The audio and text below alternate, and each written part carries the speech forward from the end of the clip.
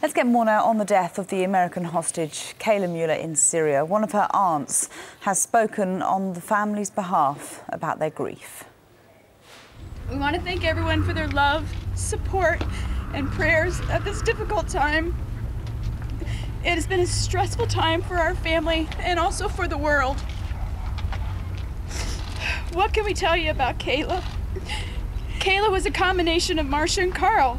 She was generous, caring, compassionate like our sister Marsha. She was strong, driven, and passionate like our brother-in-law Carl. She was the best of both of them. She had a quiet, calming presence. She was a free spirit, always standing up for those who were suffering and wanting to be their voice. Even as a little girl, Kayla was a bright, inquisitive, kind little girl. At a very young age, Kayla knew her passion. She knew her calling. A lot of people never have the opportunity to say that. Kayla's calling was to help those who were suffering, whether in her hometown of Prescott or on the other side of the world. She has done more in her incredible 26 years than many people could ever imagine doing in their lifetime. My daughter said to me, things that were important to Kayla are finally getting the attention that they deserve.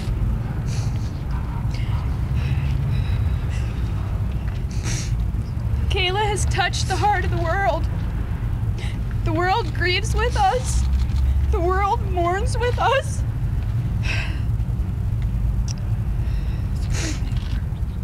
The world wants to be more like Kayla. And if that is her legacy and the footprint that she leaves on the world, then that is a wonderful thing. In Kayla's letter to Marsha and Carl, she wrote, "I have come to see there is good in every situation. Sometimes we just have to look for it. And right now, that's what we're all trying to do."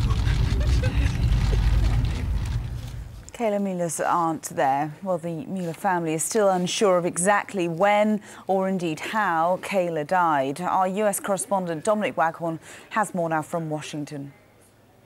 They are looking for more information, obviously, as to how their daughter died. The US intelligence officials who've looked at the email and photograph that was sent to the family to prove her death, so it doesn't establish conclusively where she died, how she died, or when. The Pentagon says it is convinced that this wasn't the result of a Jordanian airstrike. They've examined the facts around that and say that couldn't have happened. So the family are left in doubt and they want to know exactly why Kayla Mueller died. It seems they were sent this email and photograph, and the photograph left US intelligence in no doubt. The injuries that photograph seemed to show no doubt that she had died. So a horrendous end for this family, finding out about their daughter in an email and with a horrendous picture sent by her captors, and it seems other families going through more of the same.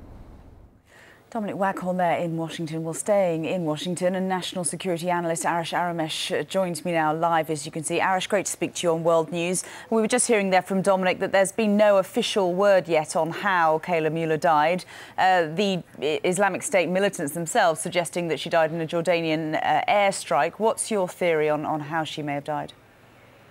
Regardless of what the Islamic State or ISIS is going to claim, the responsibility of her death ultimately lies with this terrorist organization. They kidnapped her and they kept her captive, and eventually she died in their custody and in captivity. They used her as human shield, preventing from coalition forces trying to liberate some parts of territory taken by ISIS.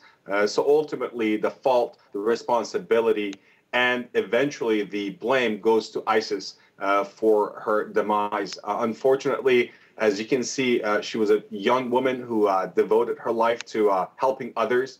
And unfortunately and very sadly, she was killed in Syria just a couple nights ago. We understand, of course, that she was the last hostage being held, or American hostage anyway, being held by Islamic State. Does this then leave the group with fewer blackmailing chips, if you like?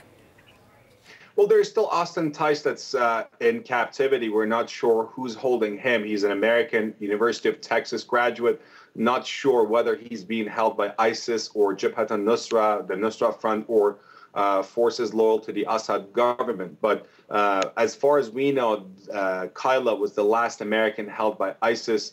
It is very clear that ISIS holds, captures, and kills Americans without any mercy. I was just looking at the list of those in captivity who were killed by the Islamic State. A number of Americans, a number of Japanese journalists and aid workers and contractors, a couple of British aid workers and drivers, for that matter, and a number of those who were released, French, Italian, Germans, and Spaniards who were released after ransom was paid.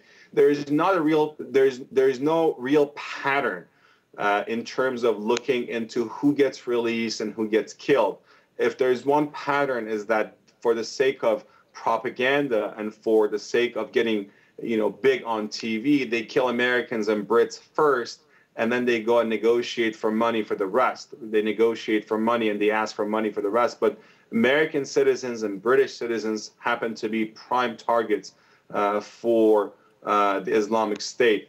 In terms of what might happen in the future, if ISIS thought this would weaken the resolve of Jordan, the United States, the United Kingdom, or any members of this coalition in the civilized world, well, they were wrong. This has only strengthened our resolve to make sure that ISIS is weakened, defeated, and ultimately destroyed. And as you know, President Obama has already tried to commit more advisors, more assets on the ground to fight ISIS.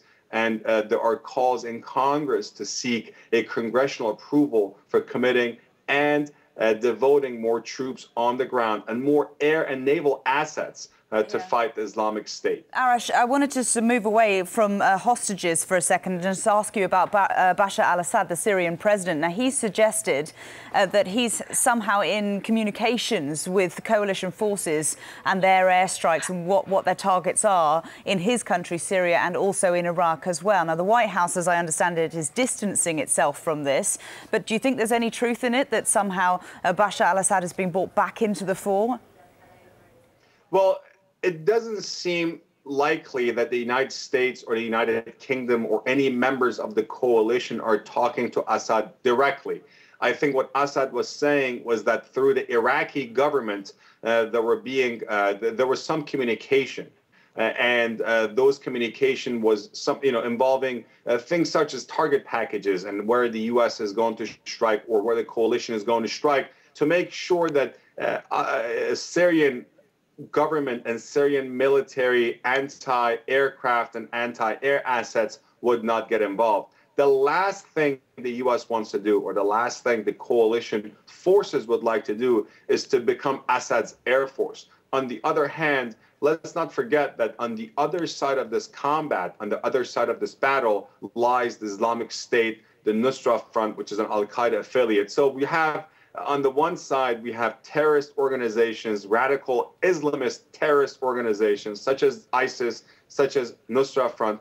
And on the other hand, you have the Assad government. What the U.S. and her allies are trying to do is to try to weaken, minimize, eventually dismantle terrorist organizations that pose a threat to U.S. and regional and global security, while not acting and performing as if they are Assad's air force. OK, we have to leave it there. Arash Aramesh, always great to speak to you. Thank you.